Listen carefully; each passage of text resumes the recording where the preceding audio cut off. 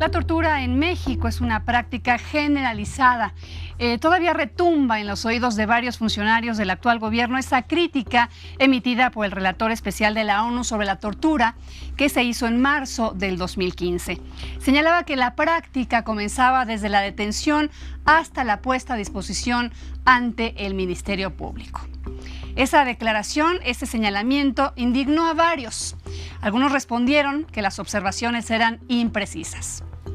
2 años después dificultaron la visita de ese mismo relator a México para actualizar su informe. La pregunta es ¿por qué? Hoy se reitera el señalamiento.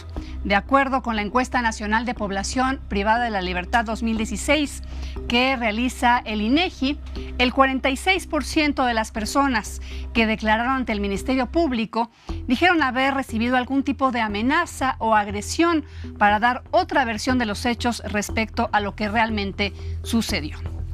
La Organización de Derechos Humanos, la Organización Nacional, en su apartado de Derechos Humanos, recuerda que cuando una persona manifieste que su confesión ha sido obtenida a través de la tortura, pues le corresponde al Estado demostrar que la confesión fue realizada de manera voluntaria. De lo contrario, esa prueba debe eliminarse. ¿Se imagina usted cuántas causas, cuántas investigaciones concluidas se echarían por abajo?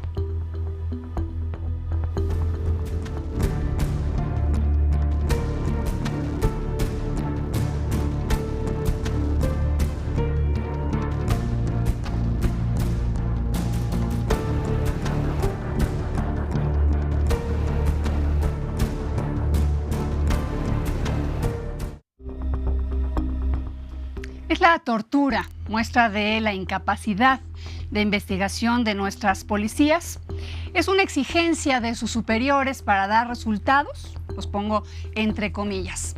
Lo cierto es que la tortura no hace a una persona culpable o inocente de un delito, la hace víctima de un delito.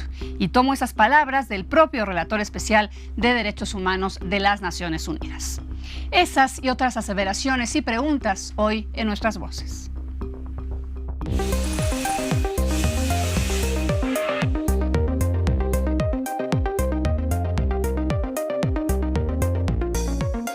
La tortura está considerada como un delito de lesa humanidad, incluso en la Corte Penal Internacional, ¿no? La gente del Estado tiene que investigar crímenes, pero de una forma en que no cometan crímenes, porque entonces se ponen al mismo nivel de los delincuentes. Ellos tienen que proteger a las víctimas. Nosotros como parte del Estado, como servidores públicos, tenemos la obligación de investigar en dado caso que exista una acusación por tortura, ¿no? La tortura sí es generalizada, sí se lleva a cabo en todo el país por distintas autoridades con o sin un plan específico, pero también por agentes particulares con poder. Lamentablemente hay mucho catálogo de tortura en este país. Esa es la tortura física, la tortura psicológica. Más común es la posibilidad del daño a los familiares, a los hijos, a la esposa, de violaciones, pues.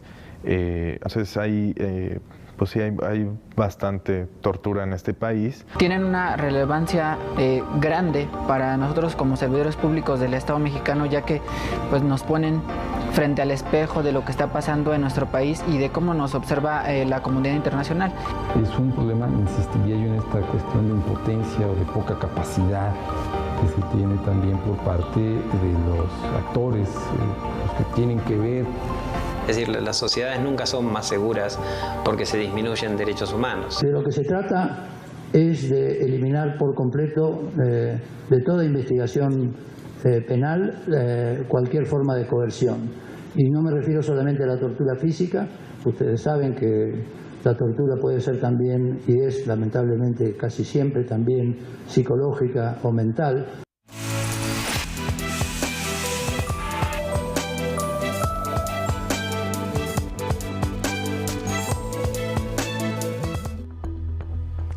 Pero ¿qué ha cambiado en nuestro país a más de 2 años de estas declaraciones del relator de las Naciones Unidas en contra de la tortura y otras prácticas degradantes? ¿Qué ha hecho México después de indignarse y de contestar que eran imprecisas? ¿Qué ha hecho México a pesar de o con esas firmas y esas confirmaciones en lo que constituyen los acuerdos internacionales en la materia. Platicamos hoy con Tania Renaud, directora de Amnistía Internacional. Muchísimas gracias por estar con nosotros. ¿Se pronuncia Renaud? Sí. Muchísimas gracias por estar aquí. Gracias a ti por invitarnos. Pues un tema sumamente difícil, doloroso y que pues nada cambia en México, me parece.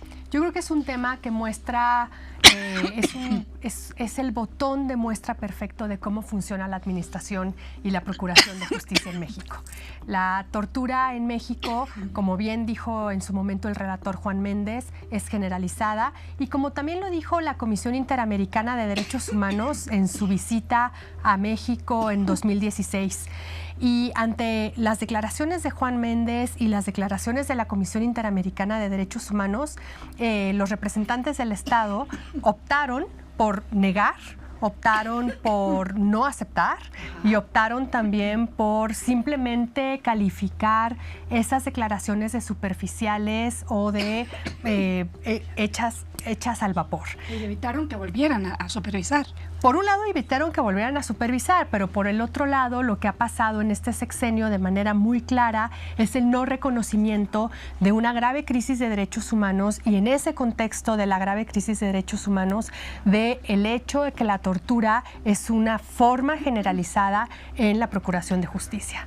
De obtener confesiones. Es una forma generalizada de obtener confesiones. Mira, en Amnistía Internacional tenemos un par de estudios interesantes al respecto. Uno de ellos es una investigación que sacamos el año pasado, en 2016, junio de 2016, que se llama Falsas Sospechas y es sobre detenciones arbitrarias.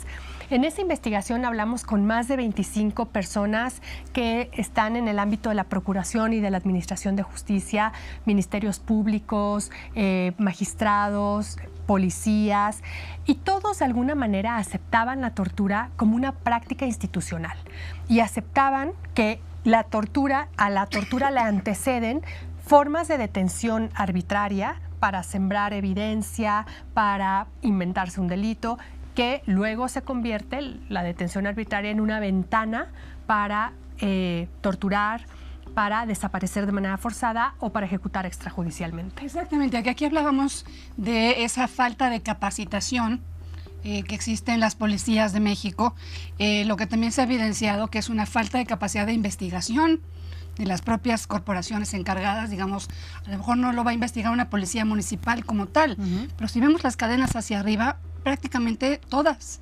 Sí, bueno, lo que ahora las organizaciones de derechos humanos estamos promoviendo de manera muy fuerte en una agenda antiimpunidad es, primero, que la policía tenga muchísimas mejores funciones de investigación, es decir, dignificar también de alguna manera su trabajo, no solamente mediante la capacitación, que es como una puerta de salida rápida, pero también dignificar los salarios, dignificar las herramientas de trabajo, etcétera.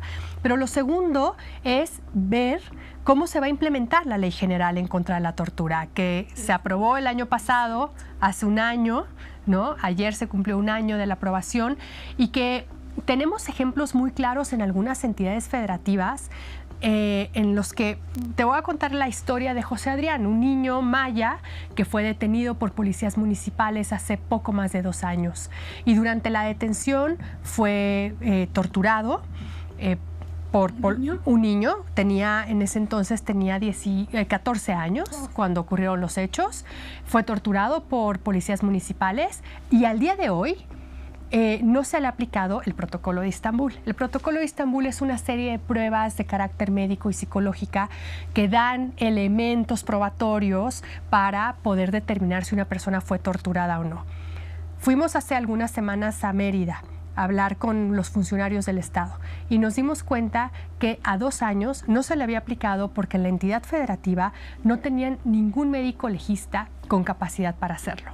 Así es que le estaban pidiendo asistencia técnica a la Comisión Nacional de Derechos Humanos 2 años después de los hechos.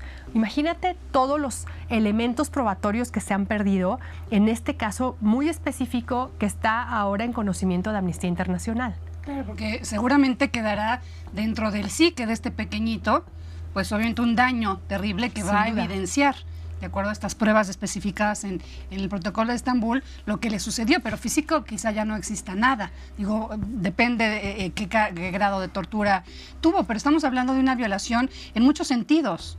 Primero, desde que detienen policías a un menor, que Así eso está prohibido, golpearlo, torturarlo, todavía más.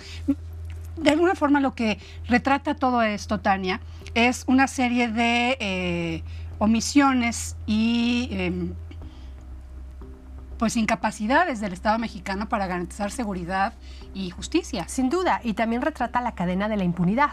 Es decir, claro, cuando no hay, cuando los funcionarios del Estado, las personas que están al servicio de la sociedad, que tendrían que cuidar y salvaguardar la integridad de la gente, se revierte esa lógica para simplemente abusar de la gente y no hay consecuencias claras o no hay ninguna consecuencia, se da un mensaje muy poderoso. Y se da el mensaje de que esos hechos se pueden repetir una y otra vez sin prácticamente ninguna consecuencia.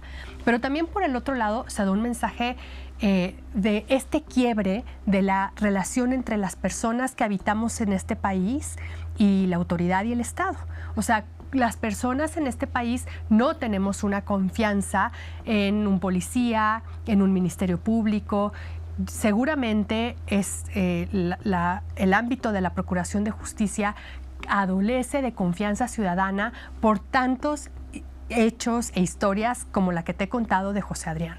Sí, claro, y bueno, vemos también casos, decían, y retomaba yo estas palabras de Jan Yaraben, donde decía que una tortura pues no hace a una persona culpable ni tampoco la hace inocente, obviamente la hace víctima de un delito, porque aquí hay que decirlo, y yo lo ponía sobre la mesa, no sé si tú coincida Amnistía Internacional con esto, ¿cuántos casos de personas presas son inocentes y están en la cárcel? Porque, digo, lo tomamos como un chiste. En cuántas conversaciones de café decimos, sí, es que era un conejo, pero dijo que era elefante para que ya lo dejaran los policías. Y parece de risa, pero es una práctica sistemática.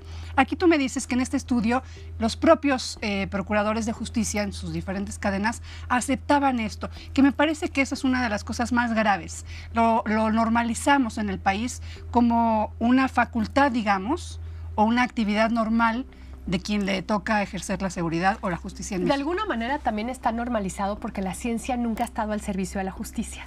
Y hoy, cuando pedimos una fiscalía independiente, cuando pedimos una fiscalía que sirva, cuando tenemos una agenda antiimpunidad, estamos pensando en la ciencia al servicio de la justicia. Otras formas de investigar el delito son posibles y son viables y las tenemos que entender así, invertir recursos humanos y económicos en investigar los delitos le podría traer grandes beneficios al Estado, como recuperar la credibilidad. Que dime una cosa, ¿qué le responderías a aquellos que dicen que México no tiene dinero para eso?